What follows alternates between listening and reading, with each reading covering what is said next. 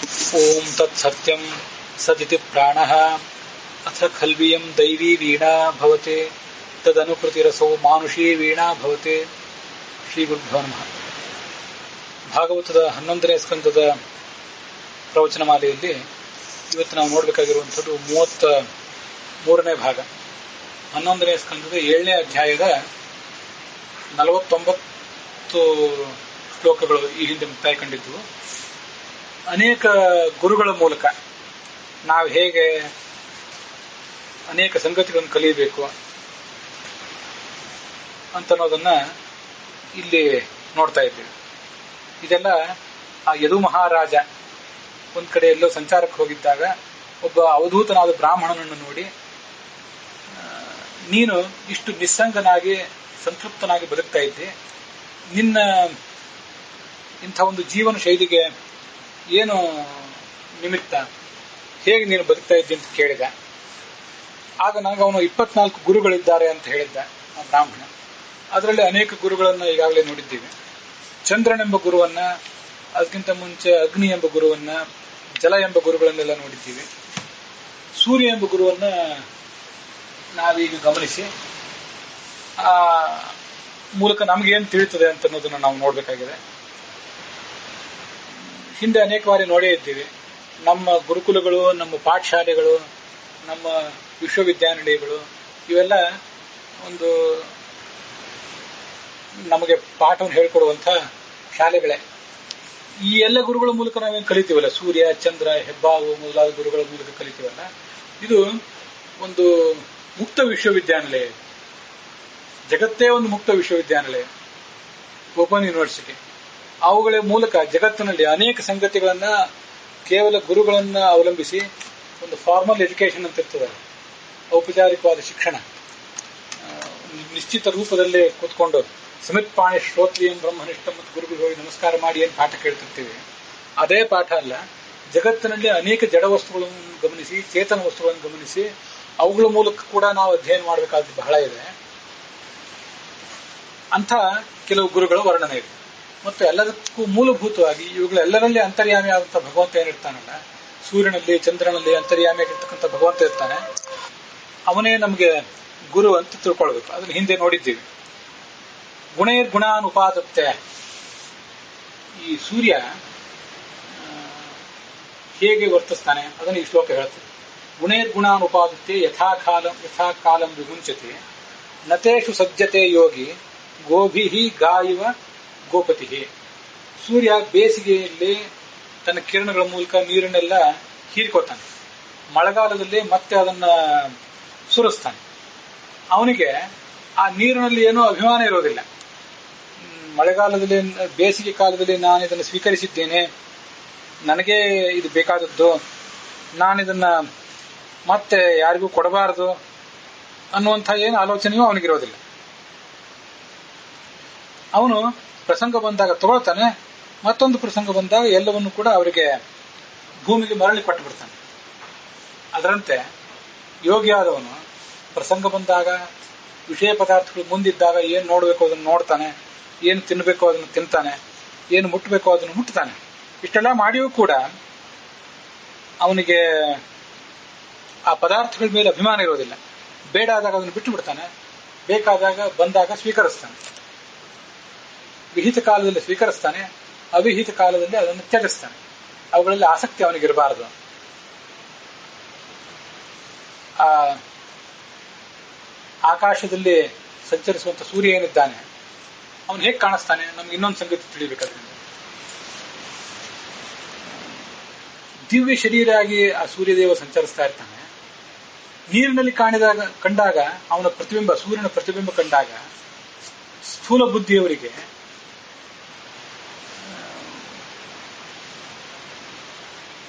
ನೀರಿನಲ್ಲಿ ಒಂದೇನೋ ಗುಂಡಾದಂತಹ ಆಕಾರವಾಗಿ ಕಾಣಿಸ್ತದೆ.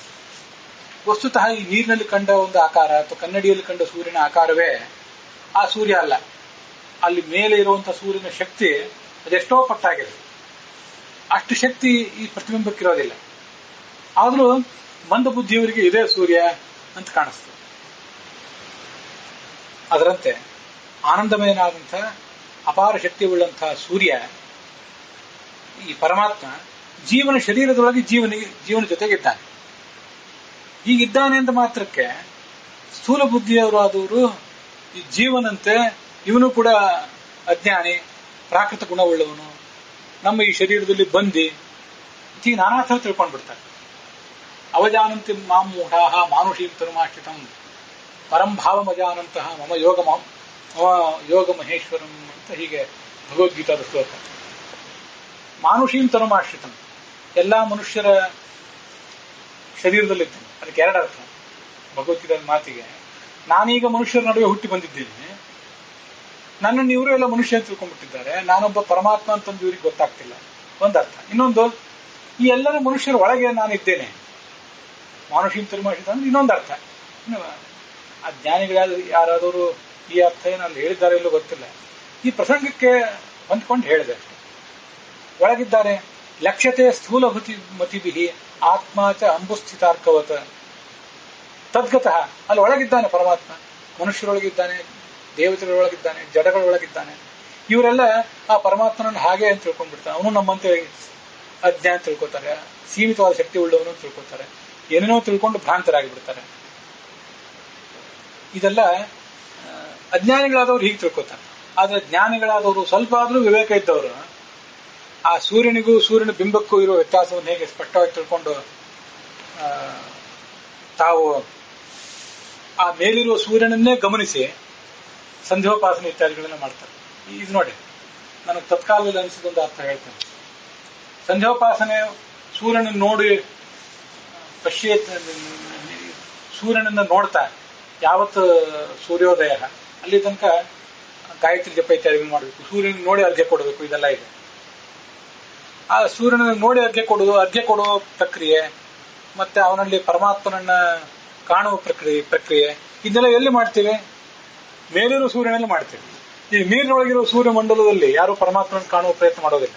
ಅಲ್ಲಿ ಸೂರ್ಯ ಇದ್ದಾನೆ, ಅಲ್ಲೂ ಕೂಡ ಪರಮಾತ್ಮ ಇದ್ದಾನೆ, ಇಲ್ಲ ಅಂತಲ್ಲ. ಅಥ ಯೇಷಃ ಆದಿತ್ಯ ಹಿರಣ್ಮಯ ಪುರುಷೋ ದೃಶ್ಯತೆ, ಛಾಂದೋಗ್ಯೋಪನಿಷತ್ ಹಾಗೆ ಹೇಳ್ತದೆ. ಆದಿತ್ಯನಲ್ಲಿ ಹಿರಣ್ಮಯನಾದ ಪುರುಷ ಇದ್ದಾನೆ. ಯೋಸಾವಾದಿತ್ಯೆ ಯಶ್ಚಾಸೋ ಪುರುಷೇ ಸಯೇಕಃ ಯಶ್ಚಾಸಾವಾದಿತ್ಯೆ, ತೈತ್ರಿಯ ಉಪನಿಷತ್ತು ಹೇಳ್ತದೆ. ಸೂರ್ಯನಲ್ಲಿ ಪರಮಾತ್ಮ ಇದ್ದಾನೆ, ಪುರುಷನಲ್ಲಿದ್ದಾನೆ, ಇವರಿಬ್ರು ಒಂದೇ. ಯಾವ ಸೂರ್ಯ ಅದು? ಮೇಲಿರುವ ಸೂರ್ಯ, ಅವನಲ್ಲಿ ಕಾಣಬೇಕು. ಈ ಕೆಳಗೊಂದು ಪ್ರತಿಬಿಂಬ ಬಿದ್ದಿದೆ, ಈ ಪ್ರತಿಬಿಂಬದಲ್ಲಿ ಕಂಡೇನು ಉಪಯೋಗ? ಅಲ್ಲೂ ಇರಬಹುದು ಪರಮಾತ್ಮ. ಜ್ಞಾನಿಗಳಾದವರು ಅಲ್ಲಿ ಕಾಣ್ತಾರೆ, ಅಜ್ಞಾನಿಗಳಾದವರು ಇಲ್ಲಿ ಕಂಡು ಏನೋ ಮಾಡ್ಲಿಕ್ಕೆ ಹೋಗ್ತಾರೆ. ಇದು ಮುಖ್ಯ ಅಲ್ಲ, ಈ ಪ್ರತಿಬಿಂಬ ಮುಖ್ಯ ಅಲ್ಲ, ಅಲ್ಲಿರುವಂಥ ಮೇಲಿರುವಂಥದ್ದೇ ಮುಖ್ಯ. ಅದರಂತೆ ನಾವು ಪರಮಾತ್ಮನ ಪ್ರತಿಬಿಂಬರಾಗಿ ಇದ್ದೇವೆ. ನಮ್ಮೊಳಗೆ ಪರಮಾತ್ಮ ಇದ್ದಾನೆ, ಅವನು ನಮ್ಮೊಳಗಿದ್ರೂ ಕೂಡ ನಮ್ಮಂತೆ ಪ್ರಾಕೃತ ಅಲ್ಲ, ಅವನು ಅಪ್ರಾಕೃತವಾದ ಶರೀರ ಉಳ್ಳವನು ಅನ್ನುವಂಥ ಎಚ್ಚರ ನಮ್ಗಿರಬೇಕು. ಇದೆಲ್ಲ ಆ ಸೂರ್ಯನ ದೃಷ್ಟಾಂತ ನೋಡಿದಾಗ ನಾವು ತಿಳ್ಕೊಳ್ಬೇಕಾದದ್ದು. ಮತ್ತೆ ವೇದವಾಕ್ಯದಲ್ಲೇ ಇನ್ನೊಂದು ಕಡೆ ಸೂರ್ಯನ ಬಗ್ಗೆ, ಸೂರ್ಯನ ನೋಡಿ ಇದನ್ನು ಕಲಿ ಅಂತ ಹೇಳಿದೊಂದು ವೇದವಾಕ್ಯ ಇದೆ. ಅದು ಹೇಗೆಂದ್ರೆ, ಸೂರ್ಯಸ್ಯ ಪಶ್ಯ ಶ್ರೇಮಾಣಂ ಯೋನ ತಂದ್ರಯತೆ ಚರಣ್ ತಸ್ಮಾತ್ ಚರೈವೇತಿ ಅಂತ. ಎಲ್ಲಿ ಬಂದಿದ್ದ ನಮ್ಗೆ ನೆನಪಿಲ್ಲ, ಎಲ್ಲೊಂದು ಕಡೆ ಓದಿದ್ದನ್ನು ಹೇಳ್ತಿದ್ದೇನೆ. ಸೂರ್ಯಸ್ಯ ಪಶ್ಯ ಶ್ರೇಮಾಣಂ, ಒಂದು ಬಾರಿ ಸೂರ್ಯನ ಕಡೆ ನೋಡು. ಯೋ ನ ತಂದ್ರಯತೆ ಚರಣ್, ಇಷ್ಟೆಲ್ಲ ಸಂಚಾರ ಮಾಡ್ತಾ ಇದ್ದಾನೆ. ಒಂದು ದಿವಸ ಆದ್ರೂ ಅವನಿಗೆ ಏನಾದ್ರು ಆಲಸ್ಯ ಬರ್ತದೆ? ಒಂದು ದಿವಸ ಅವನಿಗೆ ಆಲಸ್ಯ ಬಂದದ್ದಿಲ್ಲ. ತಸ್ಮಾತ್ ಚರೈವ, ಹಾಗೆ ನೀನು ಕೂಡ ಸಂಚಾರ ಮಾಡೇ ಮಾಡು. ನಿತ್ಯ ಅಷ್ಟು ಸಂಚಾರ ಮಾಡಿ ಮಾಡಿ ಅದನ್ನೆಲ್ಲ ಭಗವಂತನ ಉಪಾಸನೆ ಅಂತ ತಿಳ್ಕೊಂಡು, ಭೀಷೋದೇತಿ ಸೂರ್ಯ, ಉದಯಿಸ್ತಾ ಇದ್ದಾನೆ, ಅಸ್ತಂಗತನಾಗ್ತಾ ಇದ್ದಾನೆ, ಜಗತ್ತಿಗೆ ಬೆಳಕು ಕೊಡ್ತಾನೆ. ಭೂತಾನಾಂ ಜ್ಯೋತಿಷೋ ದಾತ ಅಂತ ಐತರೇಯ ಉಪನಿಷತ್ತಿನ ಭಾಷೆ ಹೇಳುವಂತೆ. ನಮಗೆ ಈ ಎಲ್ಲಾ ಕಾರ್ಯಗಳಿಗೆ ಮಾಡ್ಲಿಕ್ಕೆ ಬೇಕಾದಂತಹ ಬೆಳಕು ಕೊಡುವವನು ಸೂರ್ಯ. ಹೀಗೆ ನಮಗೆ ಒಂದು ಬೆಳಕು ಕೊಡ್ಲಿಕ್ಕೆ, ನಮ್ಮ ಆಹಾರ ಇತ್ಯಾದಿಗಳ ಉತ್ಪಾದನೆಗೆ ಅವನು ಮಾಡುವಂತಹ ಒಂದು ಪ್ರಯತ್ನ, ಅವನ ನಿತ್ಯವಾದ ಸಂಚಾರ ಇದೆಯಲ್ಲ, ಇದು ಯಾವತ್ತೂ ಕೂಡ ನಿಲ್ಲುವಂಥದ್ದೇ ಅಲ್ಲ. ಹಾಗಿರುವಾಗ ನಾವು ಯಾಕೆ ಅವನ ಆ ಸೂರ್ಯನಿಂದ ಅಷ್ಟು ಉಪಕೃತರಾದಂಥ ನಾವು ಮಾತ್ರ ಯಾಕೆ ಆಲಸಿಗಳಾಗಿ ನಿಷ್ಕ್ರಿಯರಾಗಿ ಬದುಕಬೇಕು ಅಂತ ಒಂದು ವೇದವಾಕ್ಯ ಕೇಳ್ತದೆ ನಮಗೆ. ಇದೆಲ್ಲ ಅವನಿಂದ ತಿಳಿಬೇಕಾಗುತ್ತೆ. ಅಲ್ಲಿಯೂ ಕೂಡ ಅಷ್ಟೇ, ಜಡವಾದ ಸೂರ್ಯನಿಂದ ನಾವು ಕಲಿಯೋದಲ್ಲ ಅದನ್ನು. ಜಡ ನಮಗೆ ಯಾವತ್ತೂ ಗುರು ಆಗೋದಲ್ಲ, ಚೇತನವೇ ಗುರು ಆಗೋದು. ಸೂರ್ಯನ ಆ ಮಂಡಲ ಏನಿದೆಯಲ್ಲ ಅದರೊಳಗೊಬ್ಬ ದೇವತಾ ಇದ್ದಾನೆ, ಅವನು ಎಲ್ಲ ಕಾರ್ಯಗಳನ್ನು ಮಾಡ್ತಾನೆ ಇದ್ದಾನೆ. ಅವನ ಮೂಲಕ ನಾವು ಅದನ್ನು ತಿಳಿಬೇಕು. ಪೂರ್ವದ್ವಾರಾಧಿಪತೆಯೇ ಪ್ರಾಣ ಚಕ್ಷು ತೇಜೋನ್ನಾಧಿಪತೆಯೇ ಸೂರ್ಯಾಯ ನಮಃ ಅಂತ ಒಂದು ಮಾತು. ಇದು ಉಪನಿಷತ್ತಿನ ನೇರವಾದ ಮಾತೇನಲ್ಲ, ನಾನು ನನ್ನ ಅನುಸಂಧಾನಕ್ಕಾಗಿ ಪೋಣಿಸಿಕೊಂಡಂತಹ ಒಂದು ಮಾತು. ನಮಗೆ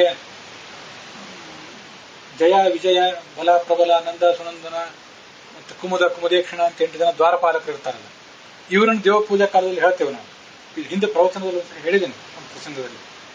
ಇವರು ಹೊರಗಿನ ದ್ವಾರಪಾಲಕರು, ಒಳಗಿನ ದ್ವಾರಪಾಲಕರು ಬೇರೆ ಇದ್ದಾರೆ. ಪೂರ್ವದಲ್ಲಿ ಸೂರ್ಯ ಇದ್ದಾನೆ, ದಕ್ಷಿಣದಲ್ಲಿ ಚಂದ್ರ ಇದ್ದಾನೆ, ಪಶ್ಚಿಮದಲ್ಲಿ ಅಗ್ನಿ ಇದ್ದಾನೆ, ಉತ್ತರದಲ್ಲಿ ಇಂದ್ರ ಇದ್ದಾನೆ, ಮೇಲೆ ಮುಖ್ಯ ಪ್ರಾಣ ಇದ್ದಾನೆ. ಪೂರ್ವದ್ವಾರಾಧಿಪತೆಯೇ ಪ್ರಾಣ ಚಕ್ಷು ತೇಜೋನ್ನಾಧಿಪತೆಯೇ ತೇಜೋನ್ನದಾಯಕಾಯ ಸೂರ್ಯಾಯ ನಮಃ ಅಂತ ದೇವಪೂಜಾ ಕಾಲದಲ್ಲಿ ಹೇಳಲಿಕ್ಕಾಗಿ ನಾನು ಪೋಣಿಸಿದಂತಹ 4 ವಾಕ್ಯಗಳ ಪೈಕಿ ಇದು ಪೂರ್ವ ದಿಕ್ಕಿನ ಸೂರ್ಯನ ಒಂದು ವಾಕ್ಯ ಇದೆ.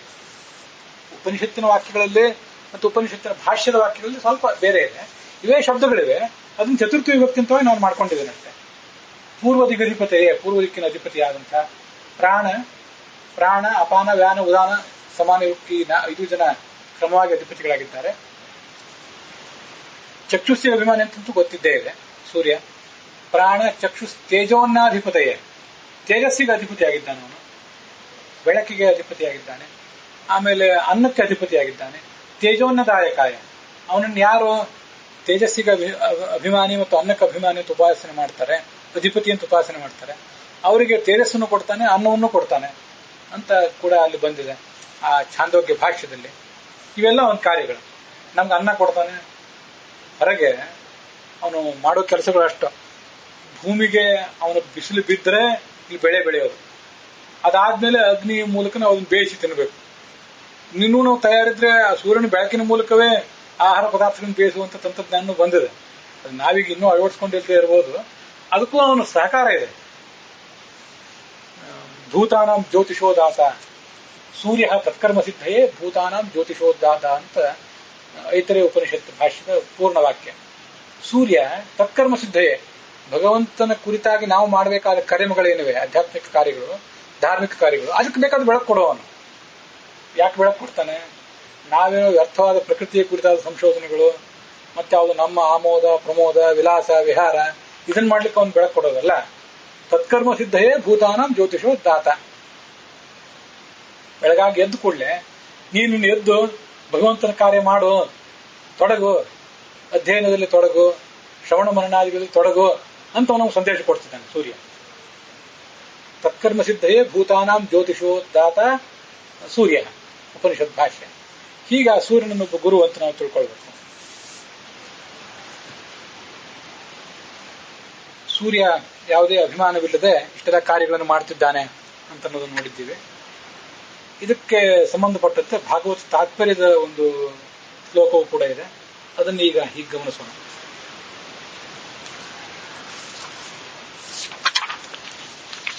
ಬುದ್ಧಿ ಸಂಸ್ಥೇನ ಭೇದೇನ ವ್ಯಕ್ತಸ್ಥೈವ ತದ್ಗತಃ ಲಕ್ಷ್ಯತೆ ಸ್ಥೂಲಮತಿಭಿಃ ಆತ್ಮ ಚ ಅಂಬುಸ್ಥಿತಾರ್ಕವತ್.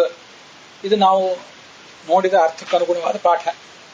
ಬುದ್ಧ್ಯತೆ ಸ್ವೇ ನ ಭೇದೇನ ವ್ಯಕ್ತಿಸ್ಥೈವ ತದ್ಗತಃ ಲಕ್ಷ್ಯತೆ ಸ್ಥೂಲಮತಿಭಿಃ ಆತ್ಮ ಚ ಅವಸ್ಥಿತೋರ್ಕವತ್ ಅಂತ ಇದು ಕೆಲವರದು ಬೇರೆಯವ್ರದ್ದು ಪಾಠವೇ ಸ್ವಲ್ಪ ವ್ಯತ್ಯಸ್ತವಾಗಿದೆ. ಆಚಾರ್ಯರು ಭಾಗವತ ತಾತ್ಪರ್ಯ ಇತ್ಯಾದಿಗಳನ್ನು ಬರೆದಿದ್ದರಿಂದ ಇಷ್ಟೆಲ್ಲ ವ್ಯಾಖ್ಯಾನ ಪರಂಪರೆ ಇದ್ದಿದ್ದರಿಂದ ನಮ್ಗೆ ತಿಳಿಯಿತು ಈ ಯಾವ್ದು ಸರಿ ಪಾಠ ಯಾವ್ದು ತಪ್ಪು ಪಾಠ ಅಂತ ಗೊತ್ತಾಗ್ತದೆ.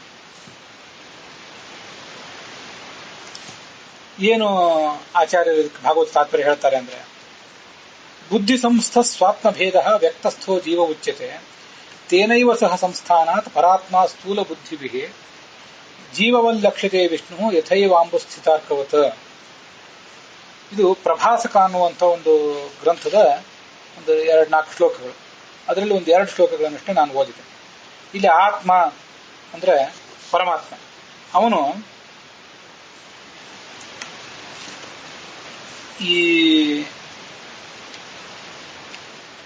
ಜೀವರಿಗೆ ಸರಿಯಾಗಿ ಕಾಣಿಸೋದಿಲ್ಲ. ಅವನ ಕುರಿತಾದಂತಹ ಮಿಥ್ಯಾಜ್ಞಾನಗಳನ್ನೇ ನಾವು ಪಡ್ಕೊಳ್ತೇವೆ. ನಮಗೆ ಬುದ್ಧಿಯಲ್ಲಿ ಬಾಹ್ಯ ಅಂತಃಕರಣದಲ್ಲಿ ಅದು ಮಿಥ್ಯಾಜ್ಞಾನ ಎಲ್ಲಿರ್ತದೆ? ನಮ್ಮ ಸ್ವರೂಪ ಇದೆಯಲ್ಲ, ಜೀವ ಸ್ವರೂಪ. ಜೀವ ವಸ್ತುತಃ ಅನಾದಿಯಾದವನು, ಪರಮಾತ್ಮನಂತೆಯೇ ಶುದ್ಧವಾದ ಸ್ವರೂಪ ಇದ್ದವನು. ಅವನಿಗೆ ಈ ಸ್ವರೂಪದಲ್ಲಿ ಭ್ರಾಂತಿ ಇರೋದಿಲ್ಲ. ಬಾಹ್ಯ ಅಂತಃಕರಣದಲ್ಲಿ ಇಂಥ ಒಂದು ಭ್ರಾಂತಿ ಇರ್ತದಂತವನಿಗೆ. ಬುದ್ಧಿ ಸಂಸ್ಥಃ, ಇದು ಬುದ್ಧಿಯಲ್ಲಿರ್ತದೆ ಭ್ರಮೆಯೂ ಕೂಡ. ನಮ್ಮ ಸ್ವರೂಪದಲ್ಲೇ ಇದಿರೋದಿಲ್ಲ. ಆದರೆ ನಮಗಿದು ಕಷ್ಟ ಕೊಡೋದು ನಮಗೆ ಜಡವಾದದ್ದು ಈ ಅಜ್ಞಾನ, ಮಿಥ್ಯಾಜ್ಞಾನ, ವಿಪರೀತ ಜ್ಞಾನ ಇತ್ಯಾದಿಗಳ ಮೂಲಕ ಕಷ್ಟ ಆಗೋದು ಯಾರಿಗೆ? ಜಡಕ್ಕೆ ಏನಾದ್ರು ಕಷ್ಟ ಆಗ್ತದ? ಕಷ್ಟ ಆಗೋದು, ಅದ್ರ ಪರಿಣಾಮ ಆಗೋದು, ಅದರಿಂದ ಏನಾದ್ರು ದುಷ್ಪರಿಣಾಮ ಆಗೋದು ಏನಿದ್ರು ಅದು ಚೇತನಕ್ಕೆ ಆಗಬೇಕು. ನಮ್ಮದು ಬಾಹ್ಯ ಅಂತಃಕರಣ ಇದಿಲ್ಲ, ಜಡವಾದ ಅಂತಃಕರಣ. ಅದರಲ್ಲಿ ಇಷ್ಟೆಲ್ಲ ಸಮಸ್ಯೆಗಳಿವೆ. ಆದರೆ ಅದರ ಪರಿಣಾಮ ಮಾತ್ರ, ದುಷ್ಪರಿಣಾಮ, ಸೈಡ್ ಎಫೆಕ್ಟ್ ಮೊದಲಾದದ್ದು ಈ ಜೀವನಿಗೆ ಆಗೇ ಆಗ್ತದೆ.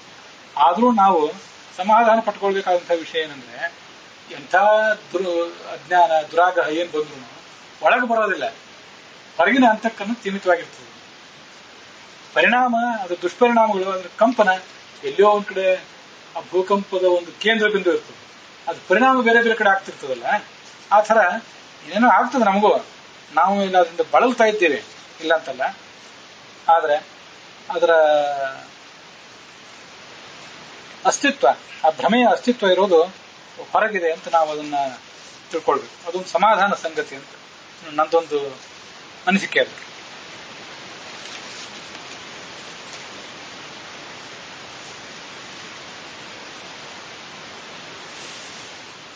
ಭೇದ ಅಂದ್ರೆ ಮಿಥ್ಯಾಜ್ಞಾನಂ ಆತ್ಮಭೇದ ಸಹ ನ ಜೀವಸ್ವರೂಪೇ ಸಂಭವತಿ ಇತಿ ಬುದ್ಧಿ ಸಂಸ್ಥಾ ಇತ್ಯುಕ್ತಂ. ಶ್ರೀನಿವಾಸತೀರ್ಥರ ವ್ಯಾಖ್ಯಾನ. ನಮ್ಮರೊಳಗಿಲ್ಲ, ಜೀವ ಸ್ವರೂಪದೊಳಗಿಲ್ಲ. ಅದಿರೋದು ಹೊರಗಡೆ ಇದೆ. ಬಾಹ್ಯಾಂತಃಕರಣ ನಿಷ್ಠ ಇತ್ಯರ್ಥಃ.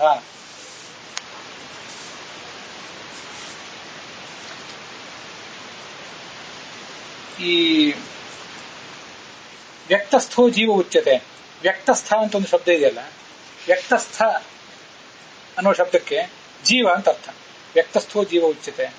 ಅಂತರ್ಯಾಮಿಯಾದಂತಹ ಪರಮಾತ್ಮ ಜೀವನ ಜೊತೆಗೆ ಜೀವನ ಶರೀರದಲ್ಲಿದ್ದಾನೆ. ಆದ್ರಿಂದ ಸ್ಥೂಲ ಬುದ್ಧಿಯವರು ಆ ಪರಮಾತ್ಮನೂ ಕೂಡ ಜೀವನಂತೆನೆ ಶರೀರದಲ್ಲಿ ಏನು ಸುಖ ದುಃಖಗಳಾಗ್ತಾವಲ್ಲ, ಪ್ರಾಕೃತ ಸುಖ ದುಃಖ, ಅದನ್ನೇ ಪರಮಾತ್ಮನು ಕೂಡ ಉಣ್ತಾನೇನೋ ಅನ್ನುವಂತೆ ಕಾಣಿಸ್ತದೆ. ವ್ಯಕ್ತಸ್ಥ ಅಂತ ಅವನನ್ನು ಯಾಕೆ ಕರಿಬೇಕು? ಎಲ್ಲಿ ಟಿಪ್ಪಣಿಗಳಲ್ಲಿ ಆ ಥರ ಹೇಳಿದ್ದು ನನ್ನ ಗಮನಕ್ಕೆ ಬರ್ತಾ ಇಲ್ಲ. ಇದು ವ್ಯಕ್ತ, ಇದು ಶರೀರ ವ್ಯಕ್ತ. ಪ್ರಕೃತಿಯಿಂದ ಹುಟ್ಟಿದೆ ಈ ಶರೀರ. ಇದು ವ್ಯಕ್ತವಾಗಿದೆ, ಕಣ್ಣಿಗೆ ಕಾಣುವಂಥದ್ದು. ಇದ್ರೊಳಗೆ ಇವನಿದ್ದಾನೆ. ಅದಕ್ಕಾಗಿ ಇವನನ್ನು ವ್ಯಕ್ತಸ್ಥ ಅಂತ ತಿಳ್ಕೊಳ್ಳೋಣ ನಾವು. ತೇನೈವ ಸಹ ಸಂಸ್ಥಾನಾತ್, ಅವನ ಜೊತೆಗಿರುವುದರಿಂದ ಪರಾತ್ಮ, ಆ ಪರಮಾತ್ಮನಿಗೂ ಕೂಡ ಒಂದು ಅಪವಾದ ಬಂದ್ಬಿಟ್ಟಿದೆ. ಏನಂತ? ಸ್ಥೂಲ, ಅದು ಯಾರದು? ಸ್ಥೂಲ ದೃಷ್ಟಿಯವರಿಗೆ ಮಾತ್ರ. ಸೂಕ್ಷ್ಮ ದೃಷ್ಟಿಯವರಿಗೆ ಆ ಮಿಥ್ಯಾಜ್ಞಾನ ಬಂದಿರೋದಲ್ಲ. ಜೀವವಲ್ಲಕ್ಷ್ಯತೆ ವಿಷ್ಣು, ಜೀವದಂತೆ ಅವನು ಕಂಡುಬಿಡ್ತಾನೆ. ಯಥೈವ ಅಂಬುಸ್ಥಿತಾರ್ಕವತ್. ಇಲ್ಲಿ ಎರಡು ಸಂಗತಿಗಳು. ಸ್ಥೂಲ ಬುದ್ಧಿಯವರು ಮತ್ತು ಈ ಸೂಕ್ಷ್ಮ ದೃಷ್ಟಿಯವರು ಹೀಗೆಲ್ಲ ಹೇಳಿದಾಗ, ತೀರಾ ಅಜ್ಞರಾದವರಿಗೆ ಈ ಶರೀರ ಅಂತ ಒಂದಿದೆ ಅಂತ ಗೊತ್ತು. ಇದಂತೂ ಎಲ್ರಿಗೂ ಕಾಣ್ತಿದೆ, ವ್ಯಕ್ತವಾಗಿ ಕಾಣ್ತಾ ಇದೆ. ಇದ್ರೊಳಗೊಂದು ಜೀವ ಇದೆ ಅಂತ ಎಷ್ಟೋ ಒಂದು ಜನರಿಗೆ ಗೊತ್ತಿಲ್ಲ. ಇದ್ರೊಳಗೊಂದು ಜೀವ ಇದೆ ಅಂತ ಕೆಲವರಿಗೆ ಗೊತ್ತು. ಅದ್ರೊಳಗೊಬ್ಬ ಪರಮಾತ್ಮ ಇದ್ದಾನೆ ಅಂತ ಎಲ್ಲರಿಗೂ ಗೊತ್ತಿಲ್ಲ. ಕೇವಲ ಶರೀರ ಅಸ್ತಿತ್ವ ಅಂತ ತಿಳ್ಕೊಂಡವರು ತೀರಾ ಸ್ಥೂಲ ದೃಷ್ಟಿಗಳು. ಅದ್ರೊಳಗೊಬ್ಬ ಆತ್ಮ ಇದ್ದಾನೆ ಅಂತ ತಿಳ್ಕೊಂಡವರು ಆತ್ಮನ ಅಸ್ತಿತ್ವವನ್ನು ಹೋಗ್ತಾರೆ. ಆದ್ರೆ ಪರಮಾತ್ಮನ ಗೊಡವೆನೇ ಬೇಡ ಕೆಲವರಿಗೆ, ಕೆಲವು ವೇದಾಂತಿಗಳಿಗೆ. ಅಂತವ್ರು ಇದ್ದಾರಲ್ಲ, ನಿರೀಶ್ವರ ಸಾಂಖ್ಯರು ಮೊದಲಾದವರು, ನಿರೀಶ್ವರ ಮೀಮಾಂಸಕರು ಮೊದಲಾದವರು ಇದ್ದಾರೆ. ಪರಮಾತ್ಮನನ್ನು ಒಪ್ಪದೇ ಇದ್ದವರು, ಇದ್ರೆ ಇದ್ದ ನಮಗೇನಾಗಬೇಕಾಗಿದೆ ಅಂತ ಅನ್ನೋರು ಇನ್ನೂ ಅನೇಕ ಜನರೆಲ್ಲ ಇದ್ದಾರೆ. ಜೈನ ಬೌದ್ಧಾದಿ ವೇದಾಂತಗಳಲ್ಲಿ ಪರಮಾತ್ಮನ ಅಸ್ತಿತ್ವಕ್ಕೆ ಯಾವುದೇ ಮನ್ನಣೆ ಇಲ್ಲ.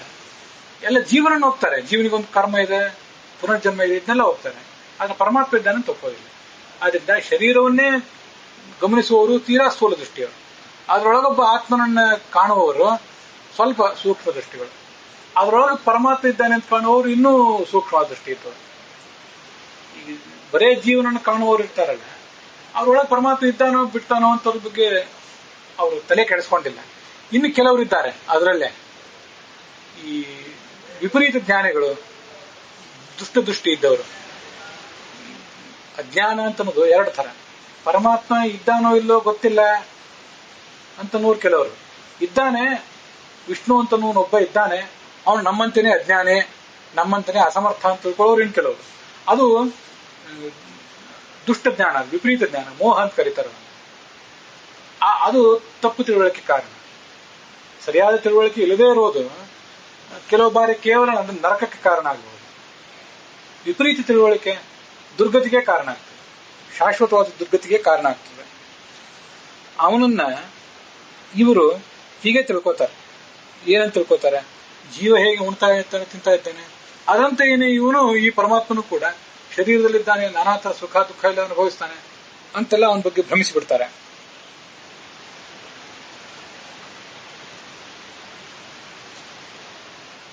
ನೀರಿನಲ್ಲಿರುವಂತಹ ಈ ಸೂರ್ಯ ಇದ್ದಾನಲ್ಲ, ಆ ಸೂರ್ಯ ಅವನೇನ್ ಮಾಡ್ತಾನೆ, ಅವನ ಶಕ್ತಿ ಅಂತದಾಗಿದೆ.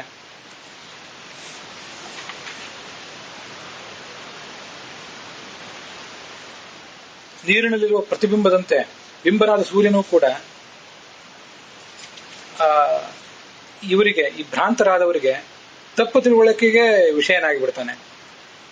ಸೂರ್ಯನ ವಾಸ್ತವಿಕ ಸ್ವರೂಪವನ್ನ ಯಾರು ತಿಳಿದಿಲ್ಲ, ತೇಜೋಮಂಡಲವನ್ನು ಮಾತ್ರ ಕಾಣ್ತದೆ, ದೂರದಿಂದ ಬೃಹತ್ ಪ್ರಮಾಣದ ತೇಜಸ್ ಕಾಣುತ್ತದೆ.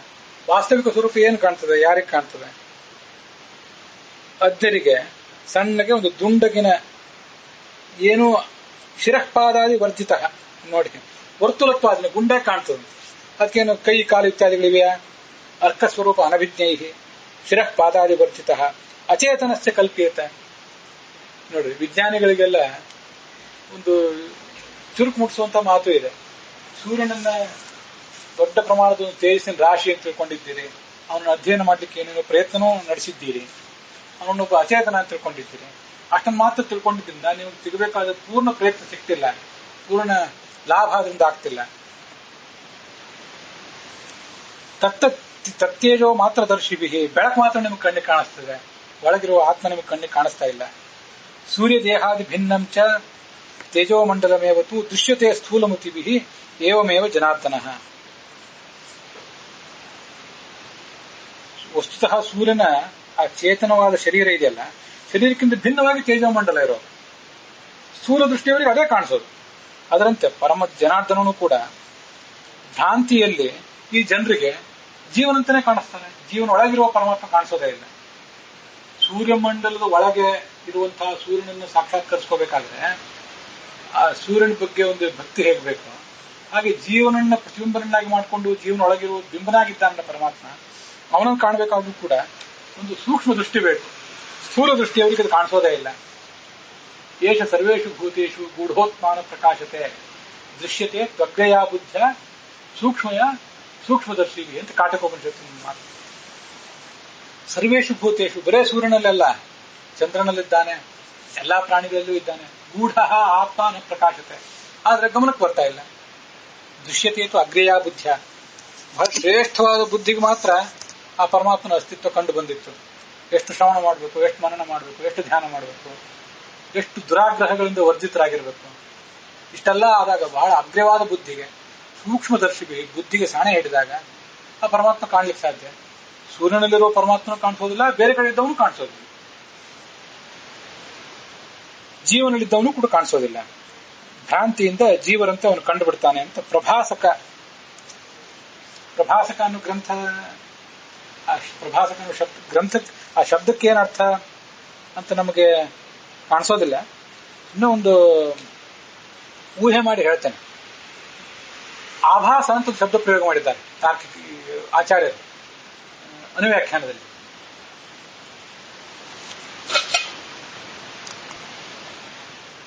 ಆಭಾಸಕಾತ್ವಥ ರಮ ತಾತ್ಪರ್ಯ ಏನಿದೆ? ಆಭಾಸಕೋಸ್ಯ ಪವನ, ಪರಮಾತ್ಮನಿಗೆ ಪವನ ಅಂದ್ರೆ ಮುಖ್ಯ ಪ್ರಾಣ, ಪ್ರತಿಬಿಂಬ. ಲಕ್ಷ್ಮೀದೇವಿಯು ಅವನಿಗೆ ಪ್ರತಿಬಿಂಬ. ಮೊದಲು ಲಕ್ಷ್ಮೀದೇವಿ ಪ್ರತಿಬಿಂಬ, ಆಮೇಲೆ ಚತುರ್ಮುಖ ಮುಖ್ಯ ಪ್ರಾಣ ಮೊದಲಾದವರು ಪ್ರತಿಬಿಂಬ. ಪರಮಾತ್ಮನ ಗಂಡು ರೂಪಕ್ಕೆ ಚತುರ್ಮುಖ ಮುಖ್ಯ ಪ್ರಾಣ ಮೊದಲಾದವರು ಪ್ರತಿಬಿಂಬ. ಪರಮಾತ್ಮನ ಸ್ತ್ರೀ ರೂಪಕ್ಕೆ ಲಕ್ಷ್ಮೀದೇವಿ ಮೊದಲಾದವರು ಪ್ರತಿಬಿಂಬ. ಆಭಾಸ ಅನ್ನೋ ಶಬ್ದವನ್ನು ಪ್ರತಿಬಿಂಬ ಅನ್ನೋ ಅರ್ಥ ಪ್ರಯೋಗ ಮಾಡಿದ್ದಾರೆ ಆಚಾರ್ಯರು. ಆಮೇಲೆ ಅನುವ್ಯಾಖ್ಯಾನದಲ್ಲಿ ಛಾಯಾ ವಿಷ್ಣು ರಮಾತಸ್ಯ ಛಾಯಾಧಾತ ವಿಶೇಷಕವು, ಪರಮಾತ್ಮನಿಗೆ ಲಕ್ಷ್ಮೀದೇವಿಯು ಛಾಯಾ ಅಂದ್ರೆ ನೆರಳು, ಅಂದ್ರೆ ಪ್ರತಿಬಿಂಬ. ತಸ್ಯ ವಿಶೇಷಕವು, ಅವಳಿಗೆ ಪ್ರತಿಬಿಂಬರಾದವರು ಚತುರ್ಮುಖ ಮತ್ತು ಮುಖ್ಯ ಪ್ರಾಣರು ಅಂತ ಅನುವ್ಯಾಖ್ಯಾನಗಳು ಒಂದು ಕಡೆ ಪ್ರಯೋಗ ಮಾಡಿದ್ದಾರೆ. ಅದಿಲ್ಲಿ ತಾತ್ಪರ್ಯ ನಿರ್ಣಯದಲ್ಲಿ ಆಭಾಸಕ ಅಥ ರಮ, ಆಭಾಸಕೋಸ್ಯ ಪವನಃ ಅನ್ನೋ ಆಭಾಸಕ ಅನ್ನೋ ಶಬ್ದ ಇದೆಯಲ್ಲ, ಅದು ಪ್ರತಿಬಿಂಬ ಅನ್ನೋದನ್ನು ಹೇಳ್ತದೆ. ಪ್ರಭಾಸಕ ಅನ್ನೋ ಶಬ್ದವು ಕೂಡ ಪ್ರತಿಬಿಂಬವನ್ನು ಹೇಳ್ತಿರ್ಬೇಕು. ಬಿಂಬ ಪ್ರತಿಬಿಂಬಗಳ ಒಂದು ವಿಶಾಲವಾದ ವಿವರಣೆ ಕೊಡುವಂತ ಗ್ರಂಥವೇ ಈ ಗ್ರಂಥ ಇದ್ದಿರ್ಬೇಕು. ಈಗ ನಾವಿಲ್ಲೇನೋ ಈ ಪ್ರಭಾಸಕ ಅನ್ನೋ ಗ್ರಂಥವನ್ನು ನೋಡಿದಲ್ಲ, ಈ ಗ್ರಂಥ ಇದ್ದಿರ್ಬೇಕು. ಆ ಶಬ್ದ ನೋಡಿದರೆ ಆಭಾಸ ಪ್ರಭಾಸ ಎರಡೂ ಶಬ್ದಗಳು ಕೂಡ ಒಂದೇ ಹೋಲಿಕೆ ಉಳ್ಳವುಗಳಾಗಿವೆ. ಆ ಮೂಲಕ ಆ ಥರ ಕಾಣಿಸ್ತದೆ ಅಂತ ಅದರ ಅರ್ಥ. ಸೂರ್ಯ ಹೇಗಿದ್ದಾನೆ? ಅಯುತ ಯೋಜನ ಪರಿಮಿತಂ, 10,000 ಯೋಜನ ಅವನ ವಿಸ್ತಾರ ಇದೆ. ತೇಜೋಮಂಡಲಂ ತನ್ಮಧ್ಯೆ ರಥಃ, ಅದರ ನಡುವೆ ಒಂದು ರಥ ಇದೆ ಒಂದು.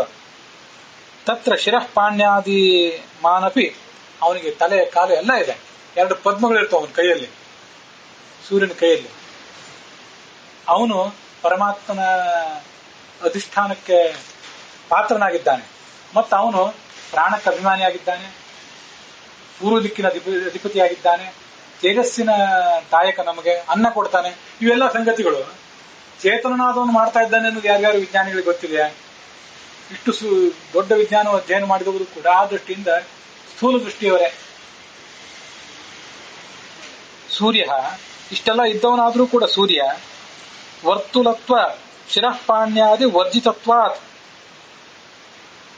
ವರ್ಜಿತತ್ವ ಅಚೇತನತ್ವ ಪ್ರಕಾರೇಣ, ಕೈ ಇಲ್ಲ, ಕಣ್ಣಿಲ್ಲ, ಮುಖ ಇಲ್ಲ, ಏನೂ ಕಾಣ್ತಿಲ್ಲ. ಏನು ಗಮನಿಸಿದ್ರು ಒಂದು ಹೀಲಿಯಂ ಮೊದಲಾದ ತೇಜೋ ರಾಶಿಗಳು ಇಷ್ಟೇ ಕಾಣಿಸೋದು. ಮತ್ತೊಂದು ಸಂಗತಿ ಇದೆ, ಸೂರ್ಯನ ಬಗ್ಗೆ ನನಗೆ ನೆನಪಿಗೆ ಬಂದದನ್ನು ಹೇಳಿ ಸಮಾಪ್ತ ಮಾಡ್ತೇನೆ. ಅದನ್ನು ಹಿಂದೂ ಒಂದು ಬಾರಿ ಪ್ರವಚನದಲ್ಲಿ ಹೇಳಿದ್ದೆ. ಸೂರ್ಯನ ಆ ಒಂದು ಮಂಡಲ ಏನಿದೆಯಲ್ಲ, ಅದನ್ನ ಸೂಕ್ಷ್ಮವಾಗಿ ಅಧ್ಯಯನ ಮಾಡಿದವರಿಗೆ ಒಂದು ರೀತಿಯಾದಂತಹ ಶಬ್ದ ಅದರಿಂದ ಹೊರಗೆ ಬರೋದು ಗಮನಕ್ಕೆ ಬಂದಿದೆ. ಅಂತರ್ಜಾಲದಲ್ಲಿ ನಾನು ಅದನ್ನು ನೋಡಿದ್ದೇನೆ. ಒಂದು ರೀತಿಯಾದಂತಹ ಈ ಬೆಂಕಿ ಉರಿಯುವಾಗ ಭಗ ಭಗ ಅಂತ ಉರಿಯೋದು, ಏನು ಶಬ್ದಕ್ಕೆ ಚಟ ಚಟ ಅಂತ ಉರಿಯೋದು ಅಂತೆಲ್ಲ ಹೇಳ್ತೀವಲ್ಲ, ಹಾಗೆ ಒಂದು ರೀತಿಯಾದ ರಮ್ ಅನ್ನೋ ಶಬ್ದ ಆ ಸೂರ್ಯಮಂಡಲದಿಂದ ಹೊರಗೆ ಬರ್ತಿರ್ತದೆ. ಆ ಶಬ್ದ ಅದನ್ನ ಕೇಳಲಿಕ್ಕೆ ಏನು ದಿವ್ಯ ದೃಷ್ಟಿ ಏನು ಬೇಕಾಗಿಲ್ಲ. ಸಾಧಾರಣ ನಮ್ಮಂತವರು ಕೂಡ ಒಂದು ಅಂತರ್ಜಾಲ ನೋಡಿಬಿಟ್ರೆ ಗೊತ್ತಾಗ್ತದೆ. ಸೂರ್ಯನನ್ನು ಅಧ್ಯಯನ ಮಾಡುವಂತಹ ವಿಶೇಷ ವಿಜ್ಞಾನಿಗಳಿಗಂತೂ ಅದನ್ನು ಹೆಚ್ಚು ಸ್ಪಷ್ಟವಾಗಿ ಕಂಡು ಕಾಣಬಹುದು. ಅದೇನು, ಅದರ ರಹಸ್ಯಗಳೇನು, ಅದ್ಯಾವುದು ಸ್ಥೂಲ ದೃಷ್ಟಿ ಇದ್ದವರಿಗೆ ಗೊತ್ತಾಗೋದಿಲ್ಲ. ಸೂರ್ಯ ಒಬ್ಬ ದೊಡ್ಡ ದೇವತೆ, ಅವನೊಳಗಿರುವಂತಹ ಮುಖ್ಯ ಪ್ರಾಣ, ಇವರೆಲ್ಲರೂ ಕೂಡ, ಅವನೊಳಗಿರುವಂತಹ ಲಕ್ಷ್ಮೀದೇವಿ ಎಲ್ಲರೂ ಕೂಡ ಆ ಧನ್ಯಾತ್ಮಕ ಶಬ್ದಗಳಿಂದ ಭಗವಂತನನ್ನು ಉಪಾಸಿಸ್ತಾ ಇರ್ತಾರೆ. ಇದು ನಮ್ಗೆ ಗೊತ್ತಾಗ್ತದ? ಸ್ಥೂಲ ದೃಷ್ಟಿಯವರಿಗೆ ಏನೂ ಗೊತ್ತಾಗೋದಿಲ್ಲ. ಸೂರ್ಯನ ಬಗ್ಗೆ ವಿವರಣೆ ಬೃಹದಾರಣ್ಯಕ ಉಪನಿಷತ್ ಭಾಷ್ಯದಲ್ಲೂ ಕೂಡ ಇದೆ. ಗಾಯತ್ರಿಗೆ 3 ಪಾದಗಳಿವೆ, ನಮಗೆ ಈಗ ಗೊತ್ತು. ಆ 3 ಪಾದಗಳಿಗೆ ಭಗವಂತನ ಬೇರೆ ಬೇರೆ ರೂಪಗಳೇ ವಾಚ್ಯ ಆಗಿವೆ. ಒಂದು ವಾಯುವಿನಲ್ಲಿದೆ, ಭೂಮಿ ಅಂತರಿಕ್ಷ ಸ್ವರ್ಗ, ಭೂಮಿ ಅಂತರಿಕ್ಷ ಸ್ವರ್ಗ, ಈ 3ರಲ್ಲಿ ಒಂದು ರೂಪ ಇದೆ. ವಾಯುವಿನಲ್ಲಿ ಇನ್ನೊಂದಿದೆ, ಋಗ್ಗಿಡು ಸಾಮ ಸಂಸ್ಥೋಯೋ ಭಗವಾನ್, ಅದೊಂದು ರೂಪ.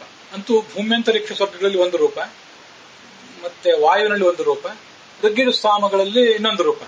ಇದು ಗಾಯತ್ರಿಯ 3 ಪಾದಗಳಿಂದ ಪ್ರತಿಪಾದ್ಯವಾದ 3 ರೂಪಗಳಿರುವ ಜಾಗ. ನಮಗದು ಆ ವಿವರಣೆ ಬೇಡ ಈಗ. ಚತುರ್ಥ ಪಾದ ಗಾಯತ್ರಿಯ ಪ್ರಣವ ಸಮುದೀರಿತ. 4 ಗಾಯತ್ರಿಯ ಇನ್ನೊಂದು ಪಾದ ಯಾವುದಂದ್ರೆ ತ್ರಿಪದಾ ಗಾಯತ್ರಿ ನಾವು ಹೇಳ್ತೇವೆ. ವಸುಧಾ ಗಾಯತ್ರಿ ಓಂ ಅನ್ನುವ ಮತ್ತೊಂದು ಪಾದವೂ ಇದೆ. ಚತುರ್ಥ ಪಾದ ಗಾಯತ್ರಿಯ ಪ್ರಣವ ಸಮುದೀರಿತ, 4ನೇ ಪಾದವೇ ಓಂಕಾರ. ಅದರಿಂದ ಯಾರು ವಾಚ್ಯ? ತದ್ವಾಚ್ಯೋ ಭಗವಾನ್ ಸೂರ್ಯ ಮಂಡಲ ಸ್ಥಾತು ಯಾರಮ ಸತ್ವಾತ್ಮಿಕ್ಯೇವ ತತ್ಸಂಸ್ಥಃ ರಜ ಆಖ್ಯ ಪ್ರಧಾನತಃ ಪರೋರಜಾಹ. ಪರೋರಜ ಅನ್ನೋ ಶಬ್ದದಿಂದ ವಾಚ್ಯನಾದ ಭಗವಂತನೇ ಆ ಸೂರ್ಯಮಂಡಲದಲ್ಲಿದ್ದಾನೆ. ಸೂರ್ಯನಾರಾಯಣ ಅನ್ನೋ ರೂಪದಿಂದ ಇದ್ದಾನೆ, ಇಲ್ಲ ಅಂತಲ್ಲ. ಸೂರ್ಯಮಂಡಲದೊಳಗೆ ಮೊದಲು ಮುಖ್ಯ ಪ್ರಾಣ ಇದ್ದಾನೆ, ಅವನೊಳಗೆ ಲಕ್ಷ್ಮೀದೇವಿ ಇದ್ದಾಳೆ. ಸತ್ವಾತ್ಮಿಕ, ಸತ್ವ ಅನ್ನೋ ಶಬ್ದ ವಾಚ್ಯಳಾಗಿ ಸತ್ವ ಸ್ವರೂಪಳಾಗಿ ಅವಳಿದ್ದಾಳೆ. ನವಸಮುದೀತ ತದ್ವಾಚ್ಯೋ ಭಗವಾನ್ ಸೂರ್ಯಮಂಡಲ ಸ್ಥಾತು ಯಾರಮ, ಸೂರ್ಯಮಂಡಲದೊಳಗಿರುವ ರಮಾದೇವಿ. ಸತ್ವಾತ್ಮಿಕ ತತ್ಸಂಸ್ಥ, ನಾವು ರಮಾದೇವಿನಲ್ಲಿ ಹೇಳಿದ್ದಾರೆ. ಅದಕ್ಕಿಂತ ಮುಂಚೆ ಮುಖ್ಯ ಪ್ರಾಣವನ್ನು ತಿಳ್ಕೋಬೇಕು. ಸೂರ್ಯಾಂತರ್ಗತ, ಮುಖ್ಯ ಪ್ರಾಣ ಅಂತರ್ಗತ, ಲಕ್ಷ್ಮೀ ಅಂತರ್ಗತ. ಅಂದ್ರೆ ಸತ್ವ ಶಬ್ದ ವಾಚ್ಯಳಾದ ಸತ್ವಾತ್ಮಕಳಾದ ಲಕ್ಷ್ಮೀದೇವಿ ಅಂತರ್ಯಾಮಿ ಆದಂತಹ ಪರವರಜ ಅನ್ನುವ ಭಗವಂತ ಅಲ್ಲಿದ್ದಾನೆ. ಈ ಸೂಕ್ಷ್ಮ ಯಾರಿಗೆ ಗೊತ್ತಾಗ್ತವೆ? ಸ್ಥೂಲ ದೃಷ್ಟಿ ಇದ್ದವ್ರಿಗೆ ಯಾವುದೂ ಗೊತ್ತಾಗೋದಿಲ್ಲ. ಕೇವಲ ಒಂದು ಮಂಡಲವಾಗಿ ಕಾಣಿಸ್ತದೆ. ನಿತ್ಯ ಅವನು ಉದಯಿಸುವುದು ಕಾಣಿಸ್ತದೆ, ಅಸ್ತಂಗತನಾಗುವುದು ಕಾಣಿಸ್ತದೆ. ಅಷ್ಟರಲ್ಲೇ ನಮ್ಮ ದಿನಚರಿ ಮುಗಿದು ಹೋಗ್ತದೆ.